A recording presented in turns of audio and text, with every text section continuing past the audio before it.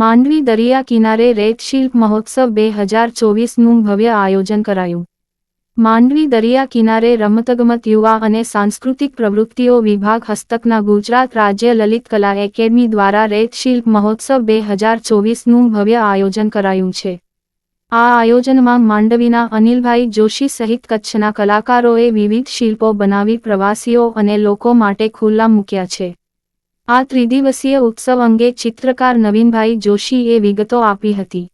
મારું નામ અનિલ જોશી છે, તો માંડવી કચ્છનો રહેવાસી છું। આજે અત્યારે આપણે આયોજન જોઈ રહ્યા છીએ, ગુજરાત લલિત કલા એકેડેમીનો પ્રોગ્રામ છે। આ રેત શિલ્પ બનાવવામાં અમને 2 દિવસ જેટલો સમય લાગ્યો છે ને 9 જેટલા કારીગરોએ સાથે મળીને કામ કર્યું છે। અત્યારે 9 રેત શિલ્પ તમે અહીંયા જોઈ શકો છો। આ રેત શિલ્પમાં આમ તો જોવા જઈએ તો આપણે કચ્છ સંસ્કૃતિ ઉપર કામ કરેલું છે, કચ્છને લગતું।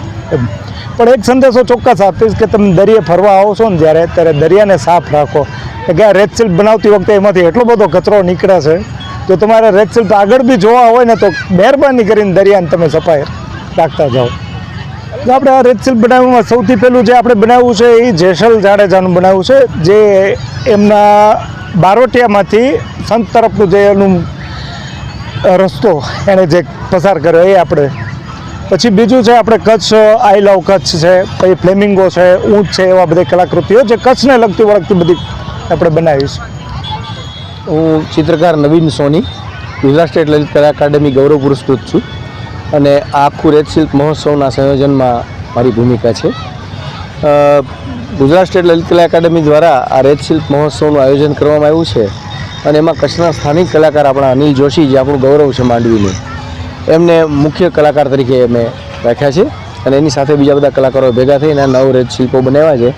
રેતી એક એવું માધ્યમ છે કે એ તરત સરી જાય, એની અંદર કોઈ શિલ્પકૃતિ બનાવી હોય તો બહુ ધીરજ માંગી લે અને ક્યારેક એક નાનકડી કાંકરી આવે તો એ આખું શિલ્પ ખતમ થઈ જાય, એટલે બહુ જ ધ્યાનથી કરવું પડે। છતાં આ કલાકારોએ બહુ મહેનત કરી અને આ 3 દિવસનો રેત શિલ્પ મહોત્સવ કર્યો છે અને આખી કચ્છની સંસ્કૃતિને ઉજાગર કરતા સરસ મજાના શિલ્પો બનાવ્યા છે। માંડવીની જાહેર જનતા અને આવેલા ટુરિસ્ટો બધા જ ખૂબ પ્રભાવિત થયા છે।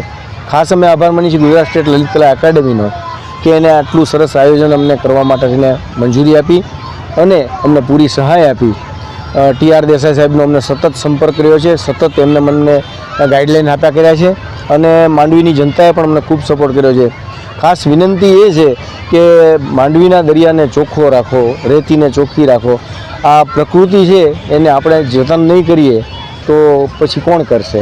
એટલે આ બધા સંદેશા સાથે અમે માંડવીની જનતાનો પણ આભાર માનીએ છીએ અને ગુજરાત સ્ટેટ લલિત કલા એકેડમીનો આભાર માનીએ છીએ। ખાસ કરીને હું અનિલભાઈ જોશીને અભિનંદન આપું છું કે લલિત કલા એકેડમીએ એમના ઉપર મૂકેલો વિશ્વાસ એમને અત્યારે પ્રતિપાદિત કરી બતાવ્યો છે। Thank you very much.